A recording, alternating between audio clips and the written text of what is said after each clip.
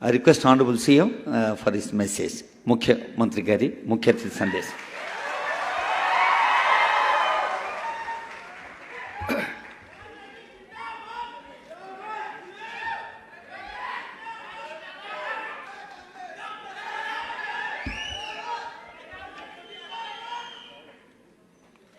శ్రీమతి ఈశ్వరీబాయి గారి 33వ వర్ధంతి సందర్భంగా తెలంగాణ రాష్ట్ర ప్రభుత్వం టూరిజం అండ్ కల్చరల్ డిపార్ట్మెంట్ వారి వర్ధంతి వేడుకలను శ్రీమతి గీతారెడ్డి గారి నేతృత్వంలో ఏర్పాటు చేసి ఈ కార్యక్రమానికి నాతో పాటు ముఖ్య అతిథులుగా రెవెన్యూ శాఖ మంత్రులు పొంగులేటి శ్రీనివాసరెడ్డి గారు, పెద్దలు జూపల్లి కృష్ణారావు గారు, అదేవిధంగా మిత్రుడు పొన్నం ప్రభాకర్ గారు, డాక్టర్ కవ్వంపల్లి సత్యనారాయణ శాసనసభ్యులు, ఇతర మిత్రులు, గీతారెడ్డి గారి కుటుంబ సభ్యులు, ఈశ్వరీబాయి గారి అభిమానులు, గీతారెడ్డి గారి అభిమానులు అందరూ ఈ వర్ధంతి కార్యక్రమంలో పాల్గొని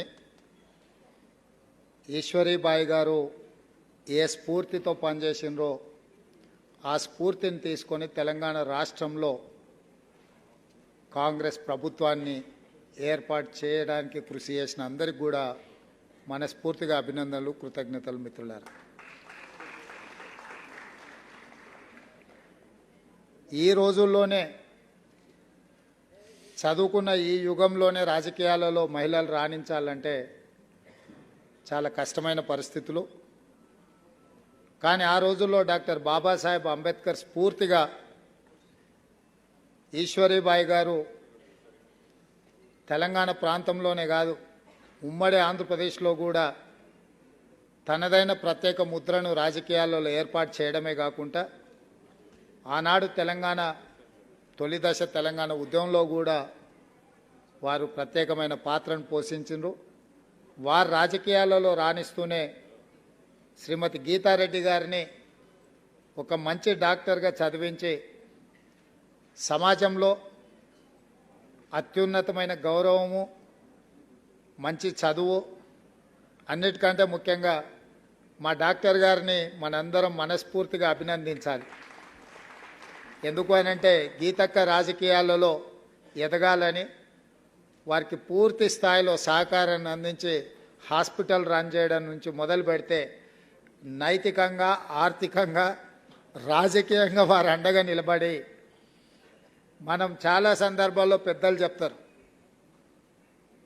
ప్రతి పురుషుడి విజయం వెనకాల ఒక స్త్రీ ఉంటుందని. కానీ ఇక్కడ స్టోరీ కొంచెం రివర్స్లో ఉన్నది. గీతక్క ప్రతి అడుగులో, ప్రతి విజయంలో డాక్టర్ గారి స్ఫూర్తి, డాక్టర్ గారి సహకారం ఉంది. మనందరం కూడా వారిని మనస్ఫూర్తిగా అభినందించాలి. గీతక్క ఒక మాట చెప్పిండ్రు, ఎన్నో కార్యక్రమాలు ఉండి ముఖ్యమంత్రి గారు ఇక్కడికి వచ్చిండ్రు అని. ఇది నేను బరువుగా భావించాను, బాధ్యతగా భావిస్తాను. గీతక్క నేను ఎప్పుడు కూడా ముందు నుంచి వారికి చెప్పిన, సొంతంగా మనకు ఒక అక్క ఉంటే ఎట్లా ఉండాలని మనం కోరుకుంటామో డాక్టర్ గీతారెడ్డి గారు అట్లా ఉంటారు. ఏ విషయంలో ఉన్నా కూడా వారు పార్టీని నడిపే విషయంలో కానీ, ఆందోళన కార్యక్రమాలు తీసుకున్నప్పుడు కానీ, నేను పిసిసి అధ్యక్షుడిగా చిన్న వయసులో ఉన్న వారు కార్యనిర్వాహక అధ్యక్షుడిగా అందరికంటే చాలా బెటర్ పర్ఫామ్ చేసి 100% మార్కులు తెచ్చుకున్నది గీతారెడ్డి గారు.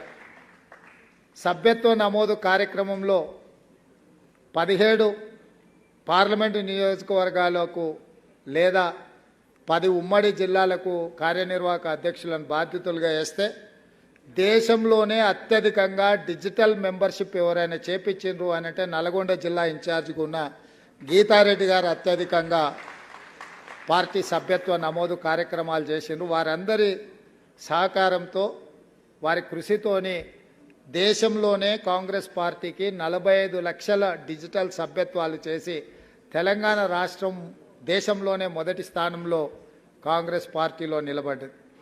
అదేవిధంగా ప్రతిపక్షంలో ఉన్నప్పుడు ఎవరు ఎప్పుడు మారుతున్నారో, ఎవరు ఎప్పుడు ఫిరాయిస్తున్నారో, ఎవరు పొద్దున్నున్నోళ్ళు సాయంత్రం ఉంటారో, సాయంత్రం సభలో ఉన్నోళ్ళు తెల్లారేకల్లా ఎక్కడ తేలుతారో తెలియని పరిస్థితిలో గీతక్క కార్యనిర్వాహక అధ్యక్షురాలుగా పూర్తి స్థాయిలో బాధ్యత తీసుకొని తనకు ఒక్కొక్కసారి హెల్త్ ఇష్యూస్ ఉన్నా కూడా పక్కన పెట్టి బై రోడ్డు నల్గొండ పోయి కార్యక్రమాలు చూసుకొని ప్రతి శాసనసభ నియోజకవర్గంలో పార్టీ ఆందోళన కార్యక్రమాలు, సభ్యత్వ కార్యక్రమాలు కానీ, పర్యవేక్షణ కానీ వారు చాలా క్షుణ్ణంగా వారు పనిచేయడంతో ఈరోజు నల్గొండ జిల్లాలో 12లో 11 శాసనసభ నియోజకవర్గాలు ఏ శాసనసభ కూడా 50,000కు తక్కువ మెజారిటీతో గెలవలేదు. ఇవాళ తెలంగాణలో అత్యధిక మెజారిటీతోని అత్యధిక సీట్లు గెలిచిన జిల్లా నల్గొండ జిల్లా. కార్యనిర్వాహక అధ్యక్షురాలుగా గీతక్క జిల్లాకు ఇన్ఛార్జిగా పనిచేసిండ్రు. వారి యొక్క విధానాలు, నిర్ణయాలు మాకు వారి సీనియారిటీ కూడా ఎంతో ఉపయోగపడ్డది. ఎందుకంటే కొన్నిసార్లు వేదిక మీద కూర్చున్నప్పుడు పిసిసి అధ్యక్షుడిగా మా వయసో లేకపోతే పరిస్థితిలో కొంతమందికి ఆమోదించడానికి ఇష్టం లేనప్పుడు ఇట్లాంటి సీనియర్ లీడర్స్ మా పక్క నుండి కార్యనిర్వాహక అధ్యక్షులుగా ఉన్నప్పుడు ఆ నిండుదనం ఆ వేదికకు వచ్చేది. నిజంగా ఈరోజు వారు మంత్రివర్గంలో లేకపోవడం అనేది ఒక లోటు. గీతక్క లాంటి వాళ్ళ మంత్రివర్గంలో ఉంటే తప్పకుండా ఆ మంత్రివర్గానికి, తెలంగాణ రాష్ట్రానికి గౌరవం పెరిగి ఉండేది. వారు శాసనసభ్యురాలుగా, మంత్రిగా, కార్యనిర్వాహక అధ్యక్షురాలుగా, కాంగ్రెస్ పార్టీ నాయకురాలుగా, ఈశ్వరీబాయి కుమార్తెగా వారు జీవితంలో ఎక్కడా ఏ లోటు లేకుండా, ఏ గౌరవం తగ్గకుండా ఇక్కడి వరకు రాణించిండ్రు. వారు ఈరోజు రాజకీయాలలోకి వచ్చిండ్రు అంటే ఆనాడు శ్రీ రాజీవ్ గాంధీ గారు ఎన్ఆర్ఐస్ని రాజకీయాలకు రావాలని ఆహ్వానిస్తే రాజీవ్ గాంధీ గారి పిలుపు మేరకు రాజకీయాలకు వచ్చి దాదాపుగా ఈ 40 సంవత్సరాలు ప్రత్యక్షంగా పరోక్షంగా ప్రజా జీవితంలో వారు ఉన్నారు. వారు పిలిచినప్పుడు ఏఐసిసి అధ్యక్షుడు మల్లికార్జున్ ఖర్గే గారు, కేసీ వేణుగోపాల్ గారు వస్తున్నా తప్పకుండా ఈ కార్యక్రమానికి హాజరయ్యి గీతక్కతో ఈ సంతోషమైన క్షణాలు పంచుకోవాలని ప్రత్యేకంగా నేను ఇక్కడికి రావడం జరిగింది. ఎప్పటికీ ఎప్పుడు గీతక్క మా అక్కనే, మా పెద్దక్క. మంచికి చెడ్డకు అన్నిటికీ ఆ కుటుంబానికి రాష్ట్ర ముఖ్యమంత్రిగానే కాకుండా వారి సోదరుడుగా నేను అండగా నిలబడతాను. గీతక్కకు సోనియా గాంధీ గారి దగ్గర కూడా ప్రత్యేకమైన స్థానం ఉంది. ఎప్పుడు నేను శ్రీమతి సోనియా గాంధీ గారిని కలిసినా కూడా హౌస్ డాక్టర్ గీతా అని మేడం అడుగుతూ ఉంటారు. గాంధీ కుటుంబానికి వారి అత్యంత సన్నిహితులు.